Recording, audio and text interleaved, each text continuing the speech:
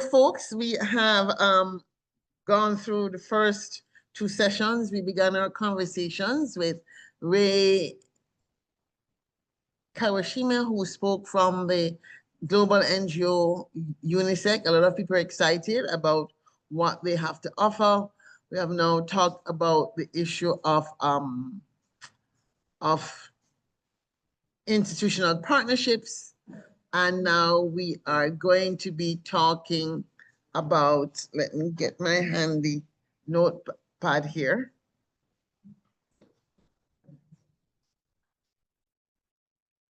From research to impact, leveraging space technology for Africa's climate. Oh, a presentation by Max. Okay, presentation by Maximilian Bertet. Max, you have the floor. Feel free to turn on your mic when you're ready. Wonderful. Thank you very much. Yes. Thank you very much. Do you need to share your slides? Yes, I will share my screen. Okay, awesome. And folk who are listening, attendees, please feel free to put your questions again in the chat. Thank you. Okay, so thank you very much for the kind introduction. And it's a great honor to be here at Space Ungana in Nigeria, joining online from Japan. It's wonderful that we can join remotely. And today I will be talking about IoT Mission Project. So this is a project that is being led by UNICEF Global, the same organization to which Kawashima-san, who spoke earlier this morning, belongs. And I will talk about the background of this mission project and also how it's possible to get involved. So I am an assistant professor at the University of Tokyo in Japan. My background is in small satellite development, focusing on easier space utilization. And I'm also active in research on space capacity building and international cooperation. So first of all, a few words about the IoT mission program. Essentially, this program emerged from two types of heritage of UNICEF. So UNICEF, which was mentioned earlier this morning, is a global non-profit, non-governmental organization with branches in Japan and also globally. So focusing first on Japan, this organization has been joined by over 40 universities and around 60 satellites have been launched through UNICEF. So there is a very deep heritage of space development in our organization. In addition, on a global level, we have points of contact in almost 70 countries and local chapters in around 29 countries. So this is a very broad network which we leverage to promote international cooperation among our members, especially for satellite development. And by combining this deep experience of satellite development with our international network, we decided to launch a nanosatellite constellation program. So what is this program? So basically the objective is to jointly develop satellites, focusing on small size, so 3 to 6U, so we're talking about CubeSats, and not only develop the satellites, but receive education on the process of satellite development. So by joining this program, we want to provide our members with knowledge on how to develop independent satellites in future. And as part of the program, we are encouraging all members, so different countries, to provide their own funding for participating. And we can also provide some assistance to apply for joint funding if necessary. We have two main features of this mission. So first of all, since we are part of a community, we want to focus on doing some mission together. So the first aspect is a joint mission. We want to have the same mission payload in the different satellites and contribute to solving local as well as global problems as a constellation. However, we are also recognizing that our different members may have their own priorities and want to focus on their own objectives. So we are also opening the prospect for each country to include their own payload in the satellite. So in this way, we have a balance between contributing to some global challenge together, as well as each country being able to focus on some specific local challenge that they want to address. And for this joint mission that we want to conduct together as part of this program, we decided to focus on IoT. So in the next few slides, I'm going to talk about actually what is IoT and why is this an attractive mission to focus on together for this constellation program. So first of all, actually, what is IoT? So I'm sure many of you have heard of IoT. So IoT refers to Internet of Things. And this is a short definition that I've taken from this quite nice paper on satellite IoT. And so basically, IoT refers to smart and connected objects. So it's the idea of improving automation, perhaps tracking objects, monitoring different parameters that are being measured by these objects, and essentially collecting various types of data through interconnected objects. And in this process, what this enables us to do is to reduce operational costs for different tasks that I'll talk about later. And overall, we can improve different processes and obtain better reliability. So let me illustrate IoT with an example for agriculture. So for example, let's imagine that you are managing some agricultural land and you want to automate the process. You want to obtain data on your agricultural field. So you could, for example, install some sensors inside your farming machinery. So maybe you want to keep track of your state of charge of your battery inside your tractor, for example, or you want to keep track of the fuel level. Maybe you want to keep track of the position during the harvesting process and so on.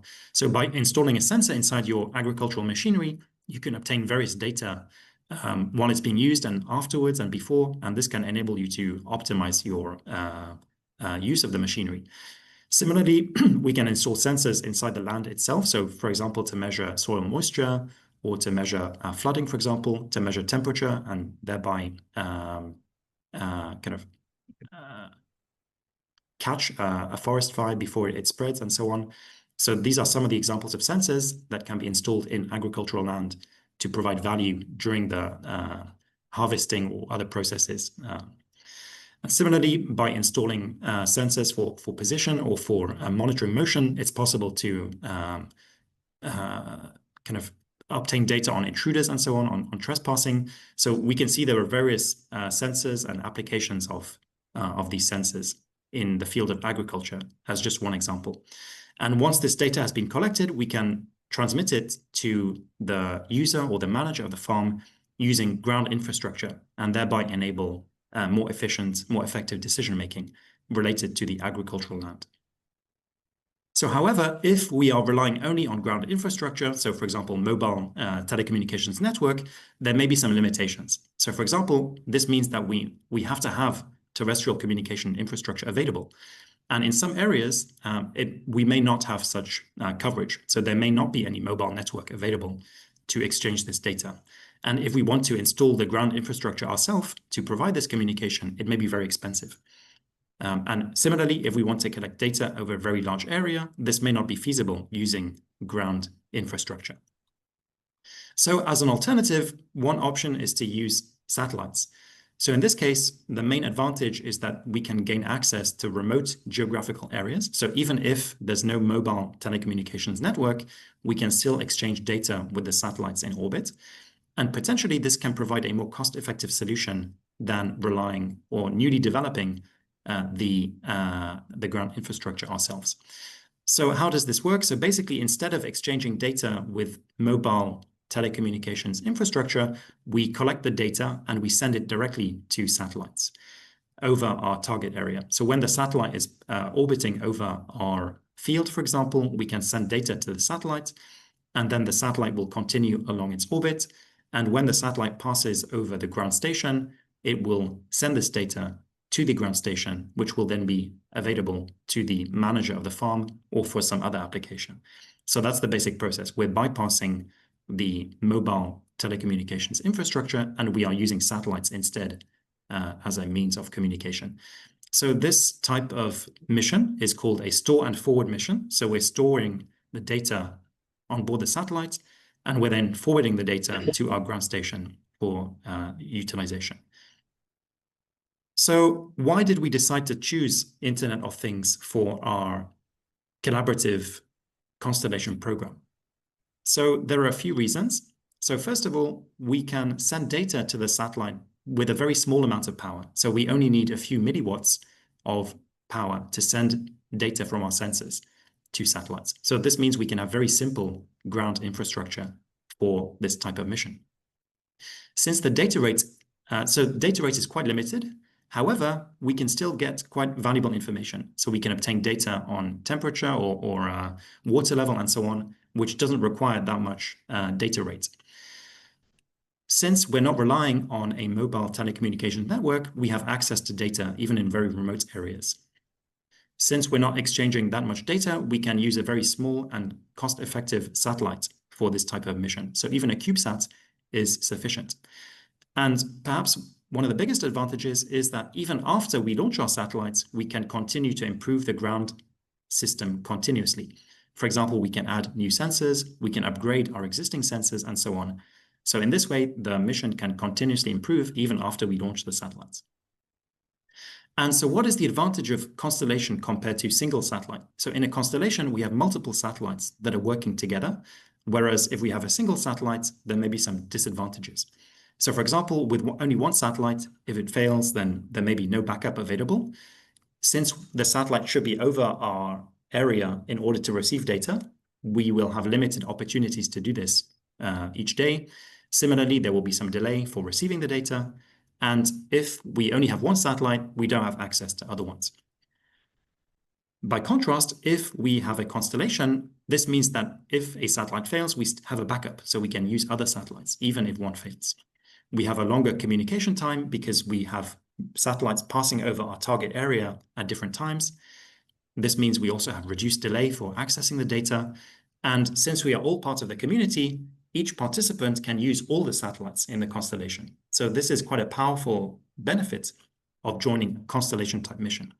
We can increase the available hardware and communication amount and communication frequency and so on by joining constellation. And through this process, we, as I mentioned earlier, we can solve local problems. So specific data types are available in our specific area, so we can decide what types of data we need. And since we're part of a community with multiple satellites collecting data in different parts of the world, we can join our efforts to solve global problems as a collaboration. And I think this is very much aligned with the theme of this session in Ungana about sustainable development goals. So this is a mission that focuses not only on solving local goals, but also through our community attempts to solve larger scale goals together. So in terms of local use cases, these are a few examples that can be addressed through an IoT type mission. So I already talked earlier about agriculture and drought. So for example, by installing sensors for soil moisture or for water level, we can anticipate changing moisture patterns, and this can be used to inform drought detection and monitoring activities. Another case study is wildlife monitoring, for example. So if there is a risk of poaching or if poaching activities are being under scrutiny, then one option is to install sensors to monitor the position of wildlife and to use this data to inform countermeasures against poaching or trespassing and so on. And there are various other applications. And perhaps one of the most powerful aspects of an IoT mission is that it can be used to demonstrate the effectiveness of space technologies for solving local needs. So in other words, IoT mission is a kind of strategy that can be used to illustrate the importance of space technologies to a local government. And this can thereby promote more investment into space technologies in future. So in other words, IoT is a relatively effective starting point to gain experience with space technologies and to develop relevant use cases, which can then be expanded further through additional space activities. And in order to kind of demonstrate this, the effectiveness of IoT, to develop an impactful IoT mission, we need to think about what types of data we need to collect. So that's something I'll talk about later in the presentation. And so I mentioned that in addition to local use cases, we can also think about global challenges that we can solve through IoT mission. So one example is global warming. So we can imagine that if we have temperature sensors distributed in different parts of the world, this can be used as quite a powerful way to monitor temperature changes on a global scale. And so in this way, we're not only solving local challenges, but we are expanding what we can do by combining this data in different parts of the world. So in Japan and also in certain parts of Africa, earthquakes are a kind of a natural disaster that is closely scrutinized, and IoT mission can contribute to monitoring earthquakes and to enabling efficient response. So you can imagine, for example, having seismometers in different locations over a wide area, and this can be used to inform prediction and response against earthquakes. So similarly for air pollution, you can imagine that having air quality sensors in different parts of cities can help to promote more effective urban planning and mitigation and public policy surrounding urban management. And lessons from one city may be useful for another one, and so on. So these are some examples of how IoT missions can contribute to addressing global challenges. And as a university community, so UNISEC is a network, first and foremost, of academic institutions. So as a university community, we can contribute in a meaningful way to obtaining worldwide data and thereby contribute to sustainable development goals on a global level. And again, in order to meaningfully address these types of challenges, we have to think carefully about what information we need for that purpose. So now we understand a bit more about the IoT program and the objectives. And in the next few slides, I'd like to talk more about the specific steps that we are implementing as part of this program with our participants. So the IoT program was kicked off in December 2024, so almost a year ago already. And we have implemented a series of steps to guide participants step by step through the process of developing IoT missions. And in the next few slides, I'm going to talk a bit more about each of these steps. And finally, I will talk about how it's possible to join this activity. So first step was to encourage participants to develop a high-level IoT mission proposal. So essentially, what is the use case that participants wish to address through their mission? For example, what type of data do they need? What kind of sensor will be utilized? Who's going to use the data? How it will contribute to society, and so on. And based on these requirements, based on the use case, we then encourage participants to think about what are the technical aspects of their system. So for example, how frequently do they need to collect data? How much data? How many sensors are needed, and so on. So this is information that is important to actually design the engineering system that will be used in the IoT mission. As a second step, we then moved into more detail into some of the technical aspects, starting with communication. So one of the important aspects of communication is regulation. So depending on frequency and power, some portions of the radio frequency band can be used or not. And there's a specific type of low power radio station, so a specific type of communication, which is based on low power radio stations, which is relatively easy to obtain licenses for. So specifically, these types of power stations do not need a license for each transmitter. So once a license has been obtained for a specific type of transmitter, then we no longer need a specific license for each individual transmitter. So this means it's relatively easy to navigate the regulation process for communication in this frequency band.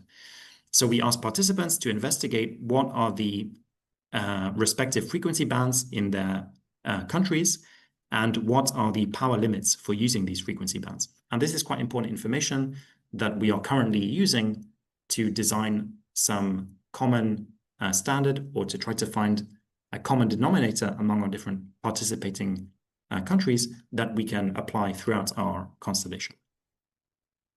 So as a third step, once we understood the technical details to some extent, we then conducted hearing sessions with stakeholders. So we asked different stakeholders in each of our participants' countries, what are their needs and expectations and advice for the IoT mission proposals. So this is very important to make sure that the IoT proposals are actually aligned with local needs and priorities in the participants' countries. So for example, we asked participants to interview end users, so people who will actually be using the data collected by the IoT mission.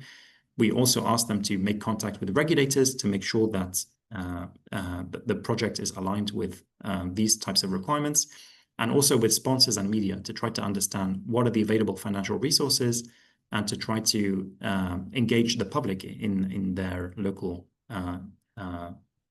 ecosystems. And importantly, we also asked participants to provide a rough cost estimate of their mission proposal. So for example, we asked participants to think about what is the amount that the government, their local government, is spending on addressing the social issue they want to focus on in the mission, and to ensure that the cost of the IoT mission is proportional to the available budget. So of course, this is very important to make sure that the mission is can feasibly be implemented. So in the last few slides, I'm going to talk about what is the current status of our project, so who is participating, and then I'll close with a final slide on how you can get involved if you're interested. So at present, we have received proposals from 20 countries around the world. So you can see that we have a very nice distribution in many different areas. And specifically, the African continent has shown lots of interest in our IoT project, including in Nigeria. So we have actually received proposals from Nigeria. These are some of the keywords that have emerged in our proposals. So you can see that we have various types of data that are being targeted.